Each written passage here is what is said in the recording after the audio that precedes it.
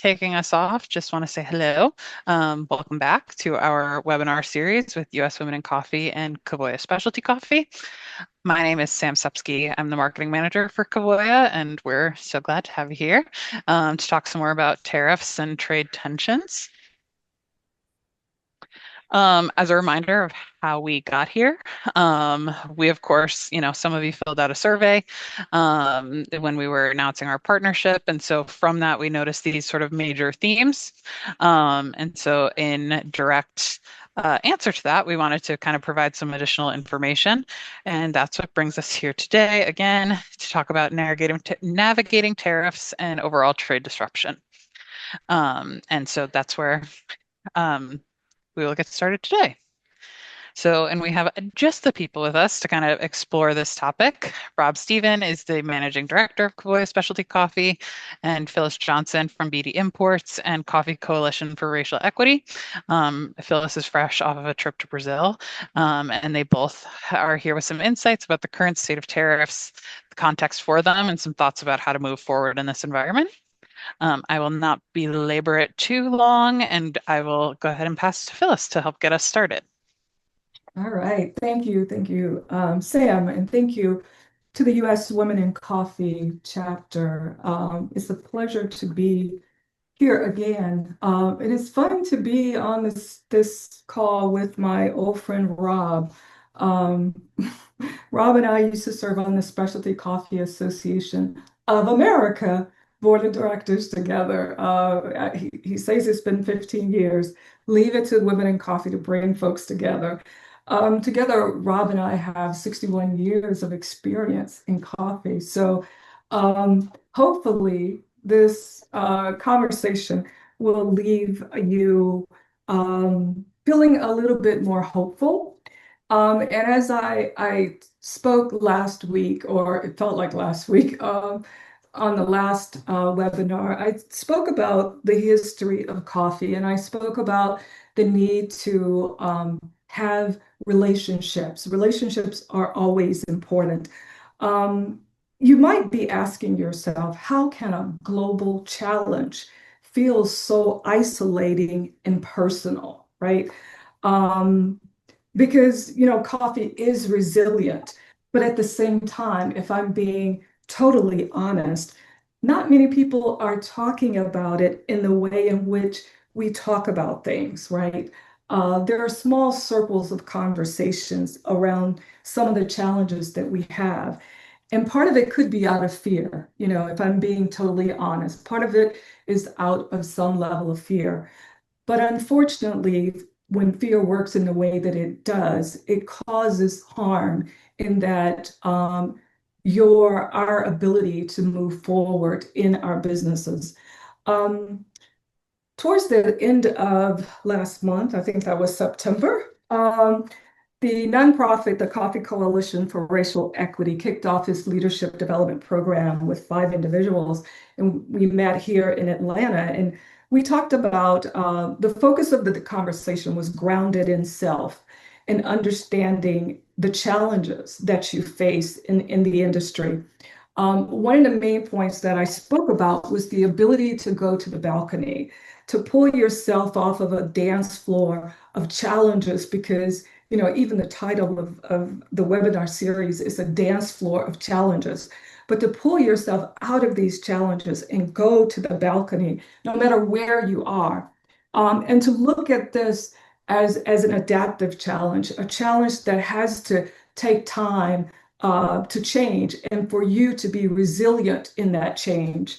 We talked about just being able to hold yourself steady and know where things are and know what you're capable of. Transparency builds trust. When we think about talking to other folks and not being afraid to share what's going on in your business, talk to your importers, exporters, anyone in the supply chain, consumers, because they may feel as though they are not impacted by climate change or tariffs or any of the challenges that we face. It's important to talk to everybody about those challenges, so that we're all aware. and find ways to engage yourself in work that feels good, right? Find ways to do things that feel as if you can make an impact, regardless of the fact that that things can feel out of control. This time period really causes, it creates an opportunity, right? It creates an opportunity for us to think about where we are and what is happening. When we think about coffee coming to the US, um, many years ago, by immigrant families, building businesses. A lot of businesses are still around, right? A lot of those businesses are still around. What does the redistribution of Black and Brown individuals from the United States back into their countries, and I say redistribution when I mean deportation, what does coffee look like then, right? Will coffee in East Africa start to be more highly consumed because of the redistribution or the deportation of possibly African entrepreneurs, or at least existing in the coffee environment that we have in the US? So I invite you to really start to think about where are the opportunities ahead, because there are some, in the midst of, and I'm going to leave it to Rob to really take you through the trenches and drag you through the mud with all the challenges we have. But in the midst of that, there's some real interesting things to kind of hold on to. What types, when we think about, you know, where we primarily as a country, the United States, um, get our coffee from is Brazil, with the highest level of tariff, right? And will we have to help consumers shift into a new preferred flavor profile for coffee? That would be exciting, or maybe not. I don't know, but that could be something that we would have to consider. So a lot of opportunities, a lot of challenges for us um, to look at in this moment. When I look at some of the producers that we've worked with in Brazil, I see them in Tokyo, and that's a wonderful thing. It's a horrible thing for us, so to speak, but it's a wonderful thing for them. I gained the opportunity, and I'll only talk briefly about this. I gained the opportunity to travel to the Amazon last week, and it was an interesting trip. I was saying that it was probably one of my most exciting and educational coffee trips that I've had, because I got a chance. It was a multi-sectorial trip, so I got a chance to learn about other commodities. Um, but I also got a chance to see it from the other side, right? And so it's kind of like I liken it to a breakup. And when you get a chance to break up, you get a chance to evaluate what the relationship was, right? And we have to think about, what was the relationship anyway? What was going on here? And then after you evaluate the relationship, you have an opportunity to do a different relationship better with the knowledge that you learn. And so there's a lot floating around in my head there. I think we're going to get through it. When I say it, I'm primarily talking about tariffs, but we will get through it, and we will see that we will be better for it. But understand what it is. As I talk to various folks, I found that there's different perspectives on the issues. So having said that, I'm going to turn it over to Rob and let him um, take some time to go through some more details about what we're experiencing. Thanks, Phyllis. Really good for us to be working together on something again. Like you said, it's been far too long, and part of that, long experience that we've had has given us both the chance to have a little bit of perspective with what's going on. Sam, could you move forward to the next slide? Yeah. So I have here at Covoya, we have almost 1,000 customers, and I've got a diverse group of people in my trading team. Many of them are younger and haven't seen a lot of this stuff before. And I end up answering a lot of questions about what is going on, right? I mean, the world is absolutely crazy right now. And at least in terms of the coffee context, I mean, I can't speak to the craziness to the rest of the world that we're living in, but with the coffee context, a decent amount of this, while it doesn't make sense to me, I at least understand what it is. And so I've been basically after answering the same question over and over again, I decided to make some podcasts about them. And so we have this podcast here called Coffee Memo. And really what I'm going to do today is just sort of talk through some of the things that I've spoken about with this topic on that. So if you're looking for follow-up, that's a good place to go and sort of get my more complete thoughts. But when it comes to tariffs, tariffs are something that people in coffee haven't seen since probably the 1800s, right? And so to the point of, we have a computer system that we trade from, and it didn't have a field for tariffs. We had to go and force one in, right? So that's how new tariffs are when it comes to coffee. But tariffs are not something that was just invented, right? Tariffs have been around for a long time. Tariffs are a policy tool that is used by governments to either protect or protect an industry that they want to grow or maintain, especially for reasons of like national security, or if they think that another country is competing unfairly. And so even in the last administration, there were tariffs on certain products. They were just usually very low, and the process for how they are determined is usually pretty sober and calculated. You sit down, you calculate a trade deficit, you look at factors, you come up with a number, you roll it out in a very orderly fashion, and then everyone understands what's coming, and there's a place to talk about them at the World Trade Organization, dispute them. None of that happened in coffee. It was just one day we woke up and boom, anything that's not on the water by this date is getting a tariff, which caused a massive amount of disruption, especially since the charts in the beginning weren't completely clear, and nobody really knew what counted and what didn't count, and whether this kind of coffee was going to be included or not. And so there's been a lot of hand-wringing about, well, these tariffs don't make sense, so I'm sure that they'll go away. I'll agree that they don't make sense in that a tariff is supposed to protect an industry that you have in your own country, and we don't grow coffee of any significance in the United States.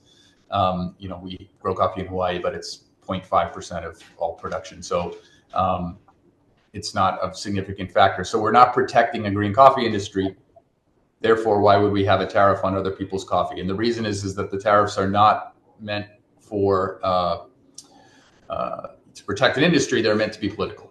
And so as long as something is political, the people who are in the business world don't have sort of any level of predictability.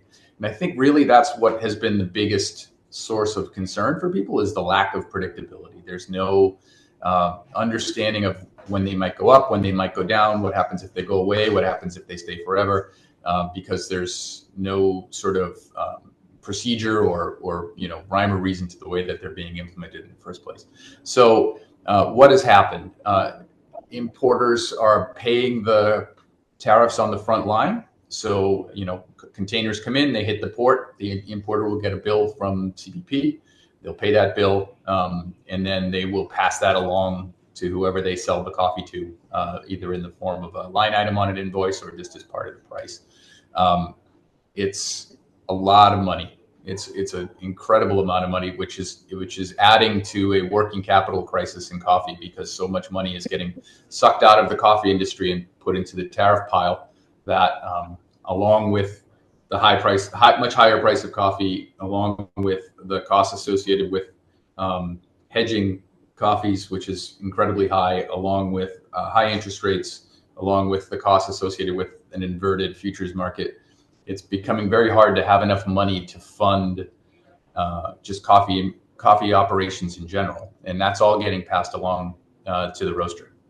And so you have all of that going on, and then you add in, as a cherry on top, the 50% tariff on Brazil, which is a significant amount of the coffee that comes into the United States, and suddenly it's 50% more expensive.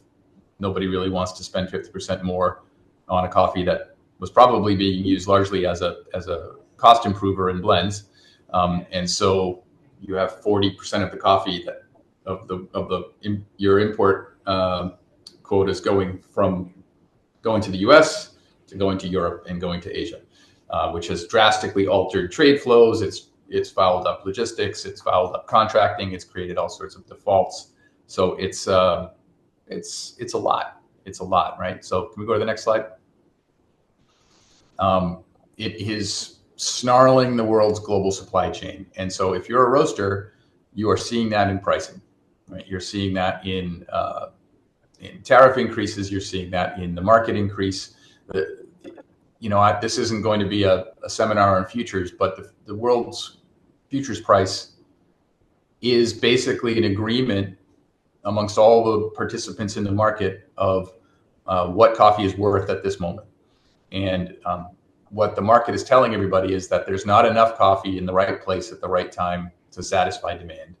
And so it keeps increasing prices to put an incentive on people to put coffee in those places. And if there's not enough coffee to do that, things get out of hand quickly. And that's what you're seeing right now. So if you're a small roaster and you were 18 months ago, we were in a $2 market. And now, last week we hit $4.20. That's more than most people can bear, right? And that's a very hard thing to pass along to customers. It's a very hard thing to pass along to wholesale customers. It's a hard thing to explain because there's so many things going on. And when there's so much stuff going on, it can seem like it's just made up and people are just gouging each other. And that's absolutely not what's happening right now, but it can feel that way.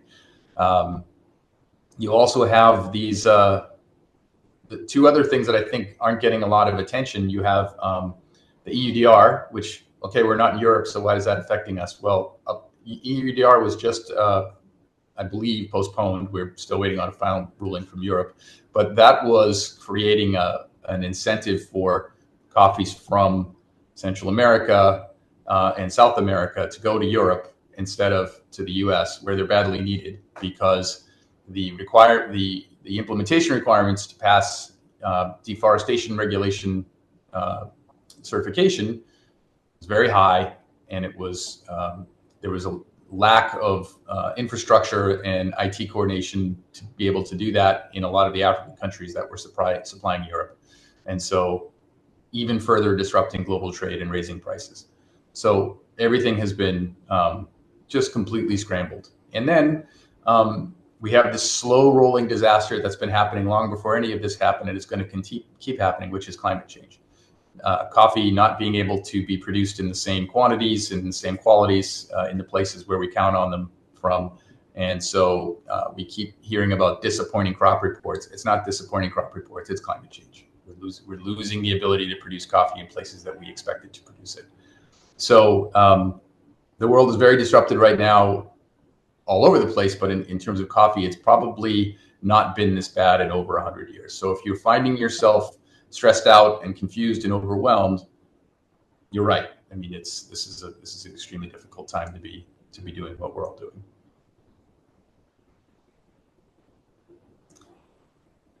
So I think this was going to be, oh yeah, okay, this. So what is being done in response? Well, so organizations like the NCA, which is sort of really represents the commercial sector, and then the SCA have been engaged with, to the extent that they can, with their counterparts in government and industry associations and advocacy boards and things like that. And then there's been interactions with people in government. There's been interactions with senators and representatives. There's been letters of advocacy from large companies. But at the end of the day, I think these tariffs came from one place, which was the current administration. And until that administration changes its mind, this is the way that they're going to be. So I would encourage anybody who is looking at advocacy efforts from places like the NCA or the SCA as something to hang their hat on for hopes. I would not, and I would also not blame those organizations for not being effective. There's very little they can do in this environment, and so I think that at this point, the prudent thing to do is to act like they're here to stay and be pleasantly surprised if they're not.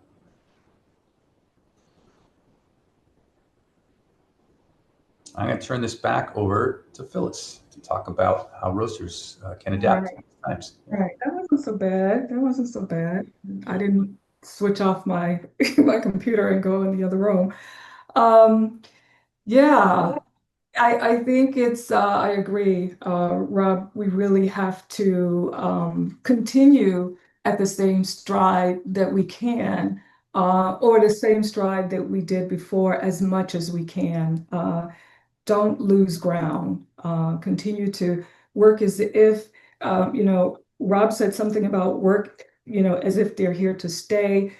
What I'm doing is I'm working as if they're not even here, because if I actually look at the tariffs, I would probably not want to continue the work that I started 14 years ago in Brazil, looking at specialty coffees from Black producers. But that's work that I plan to continue doing, and so that's my focus. Diversification of sourcing, that's important. Tariffs are on many of the coffee producing countries that we import from. So even for smaller companies, lower tariffs is still a problem, right? And the larger companies can withstand the lower tariffs and even probably the even larger tariffs for a period of time. But for small companies like mine, like BD Imports, it puts us in a very difficult situation. So it has an even greater impact on companies like ours. But again, I'm continuing looking for ways to operate outside of the current situation. Blend reformulation, um, Rob mentioned Brazil is considered the low cost blend that enhances the coffee. And that's true for a lot of US roasters. We see Brazil as that low cost blend. Um, the trip to Amazon had more to do with looking at Robusta and to see how to see the possibility of what Robusta from the Amazon is like. And I can tell you, I was entirely impressed, extremely impressed with the production. And what I learned is that in the coffee industry, we tend to think that there are absolutes. We tend to think there's good and bad. And what keeps us all moving is that that's not true. We're always identifying new opportunities, even when we've decided that that's not the way it is. So I went there thinking Robusta, okay, but I can tell you when I tasted the coffee, I was totally converted. It had the qualities, the complexity, the intention to growing, the interest from the producers that I had not seen before. Some of the things that are considered with climate change, the producers that we work with in other regions are seeing smaller bean size, lower density. Those were not the challenges they were faced with in Robusta production.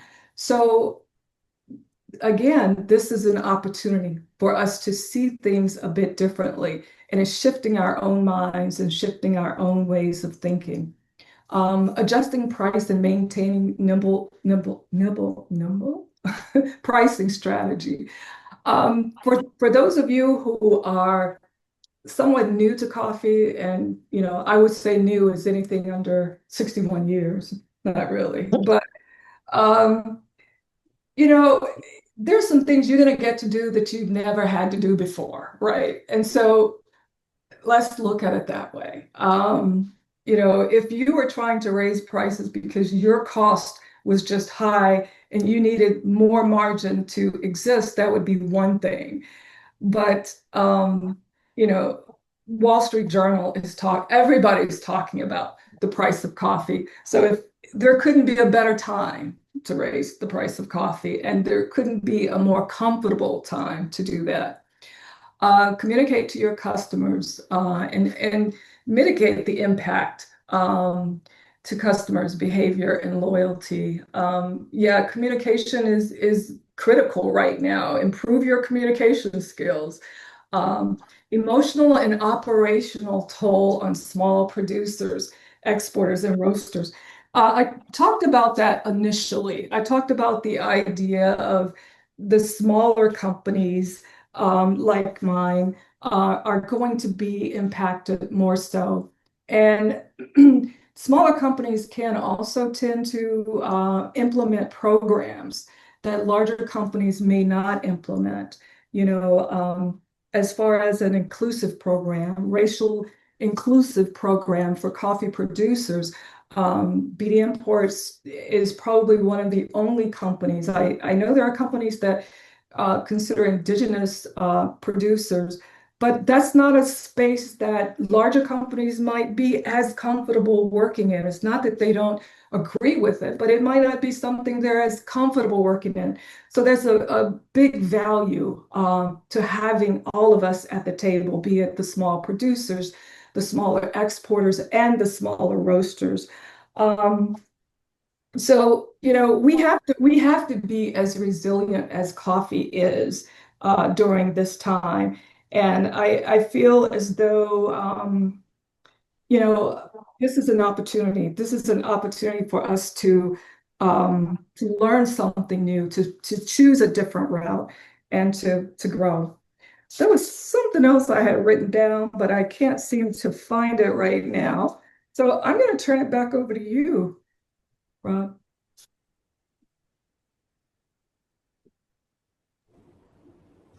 Yeah, thanks. I think that this subject of reformulation is one part of it. I would also suggest to small roasters that it's a good time to consider simplification, right? In all of the transactions roaster is involved in buying green coffee, the more of them they are, the more risk you could potentially have. So I think that this might be the time to focus on a few things that you can do really well and sort of ride the storm out. I think that it can't stay like as crazy as it is now forever, or the market will cease to function. So at some point, things have to get better. But in the short term, if you don't have the sort of resources to experiment and make mistakes, it might be a good time to just batten down the hatches and focus on things that you know are working for you. That's advice we're giving to a lot of our customers here. And then I would also say that if you know you're going to need to change a blend or change an offering, the time to start working on that is yesterday or a long time ago. But the time to start communicating about it is for sure now. Nobody likes change. Most people who are coffee consumers don't like things to be different unless they went out to seek something different. And so if you know you're going to change something as a result of all these supply disruptions, it's a good time to be talking about that. So those are my two main sort of pieces of advice for this environment.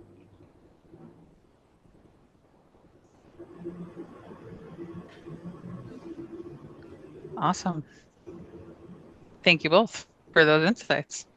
While we have some folks getting questions typed into the chat, that's obviously a lot to take in and think about what kind of questions you may have other than, oh my God, what the heck?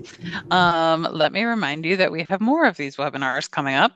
Next time we'll be chatting with Elizabeth Whitlow. She's the Executive Director from Regenerative Organic Alliance. And we'll also have Miguel Gamboa from Rainforest Alliance to talk a little bit more about the climate piece that Rob and Phyllis both touched on today, which is here to stay and how do we adapt and how does that impact things like certifications and things like that moving forward. We'll wrap up on November 18th, the total webinar series. Phyllis will be back. And so will Mark Inman from Covoya, just to kind of close us out and again, leave us with some final thoughts on the industry and the state of things where we're at today. With that, opening the floor to any questions. Again, it's obviously a lot of information to take in. But it looks like Brittany has a question saying, many importers and roasters have longstanding relationships with Brazil suppliers and support small women producers and women in coffee there. How do we maintain those relationships for long-term growth despite the current issues that are impacting new purchases and sales? Rob, I'll let you start, and then Phyllis, I would love your perspective as well. Yeah, I mean, I think that the thing that is most important in relationships of any kind is communication, right? If you can't communicate, then you can't meet each other where you need to meet each other. So I think that we are in a very unprecedented time in terms of there's never been a tariff like this on Brazil before. There's never been a reason to single out one country as one that becomes impossible to do business with in another country in the coffee sense like this. And so while not being able to bring in Brazilian coffee right now is justified, it doesn't help the people who are affected by it. And so I think that being able to talk about when you can resume that commitment and finding and doing everything you can to find alternative outlets for that coffee. I know, for example, on our end, and we're not perfect, but everyone's trying with everything they can. We reached out to our contacts overseas in consuming markets and started looking for homes for these coffees, right? And we didn't get 100% of what we wanted, but we were able to place a number of things, and I think that it's really about using your network to the best that you can at this time. Yeah. I wanted to bring up, I would say the same thing that what Rob just said, but I just add to that is an example of such a commitment from some of our customers. We have a customer in Detroit, Michigan, Sepia Coffee, owned by Martell Mason. And Martell has a long history of working in coffee as a trader in the Middle East, and went back home after 2020 and started a coffee business there, being a retailer, roaster, and a real advocate for the community. One of the focuses, the focus of Sepia is to tell the story of the local communities in the Detroit area. And his blends, everything about what he does is very intentional. And he talks about the Black American transformation from the South to the North, and what it was like to live in a city like Detroit and the communities in which they lived. And the main component to many of his blends and his offerings are from the Black Producers Program in Brazil. And so there's a strong connection, and it is even understanding the tariffs. He says, I still have to have their coffee because of his commitment to his local community, his commitment to the work that we are doing in Brazil, even during this time. He said, as someone who may not have the volumes as some of you on some of the roasters who might be on this call, but he has a commitment to it. So I think that even during these sorts of times, you're going to have folks that have a commitment. And we're committed to ensuring that he continues to have the coffees he needs to continue the story and the relationships and the connectedness that he provides. Thanks, Phyllis. We love Martell from Sepia here, so nice to hear a little shout out about him. I actually have a question, as I'm not seeing any new ones in the chat, about EUDR. So if that is, potentially pushed back and that alleviates one of the many things happening in the industry right now, what can we expect that to impact the market price? And what advice do you have to prepare for that potentially coming on later to weather the storm until then? Yeah, I think, if you're a US roaster, there's one answer, and if you're a European roaster, there's another. But I think that there's also, there's a lot of sunk cost into complying with the EUDR around the world, right? So, I mean, the technical requirements to comply are quite high. I mean, we're talking about satellite mapping and big IT investment. The reason that this is being delayed is because the IT portal to receive the information is not ready, right? Which I think is pretty hypocritical, given the fact that there's all these, timeline-driven investments required of everybody in the coffee world, and then the people who are implementing it aren't ready, so they get to delay it. It's kind of a bummer. But I would say that it is creating an incentive for coffee to go to Europe. So if that goes away a little bit, it's a helpful factor right now, right? But I also think that it will eventually, some form of it eventually should happen and will happen. And as a result, we will live in a world where coffee with EUDR certification will have one price and coffee without it will have another. And the question that we all have to contemplate is how long before the rest of the world says we just want that, right? So I think it has the ability to impact how coffee is grown, certified, thought about in terms of its deforestation and carbon imprint, writ large globally. So I think it's very much a stay tuned kind of thing. But right now, I think most people are happy to have a little bit of reprieve, only in that the supply situation is so messed up. But I think going forward, we should expect that it will be in place and that there'll be coffee moving to Europe from the places that can comply. Phyllis, anything to add on that point? No, nothing really to add. I think I wholeheartedly agree. It's another challenge. We're hoping that we'll get better. Those types of things can roll out differently in different parts of the world and cause challenges for some that others may not have. So, And sorry, go ahead. the one thing I did want to say, I did find the one last comment I wanted to make in my last thing. And when I first came to coffee, I used to, it's something great about being ignorant about coffee or unknowing about it. But I would think about the producers and the roasters, the consistency, and everybody else, basically. And I would say, why don't they know they have the power? How is it that they don't think they actually have the product? How is that not powerful? And I think with all the litany of challenges that we face, I think this allows us to see who's holding the real power, right? Because at the end of the day, if there's no coffee to go into that machine, to go through a supply chain, to go on those ships, to employ the individuals there in your office and in my company, then who's holding the real power here? So I think the challenges opens our eyes a little bit to that. So that was all I wanted to say. I appreciate that perspective. One of the things, another, I guess, kind of question from me, is about, how do coffee can be seen as something that should not cost a lot of money, from a consumer perspective.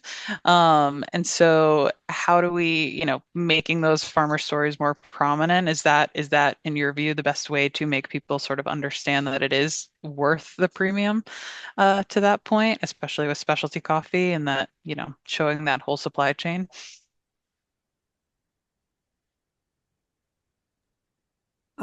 I'll kind of start with this one. I think it's going to get harder. From what I understand is that in the US, we're going to see more coffee establishments with very cheap coffee.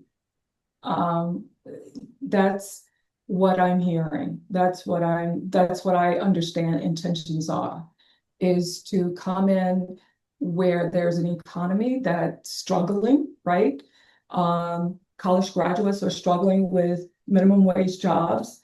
and offer coffee that is at a very reasonable level. And so I think that telling the story and equating value in that story, which translates into price, is going to get harder over time.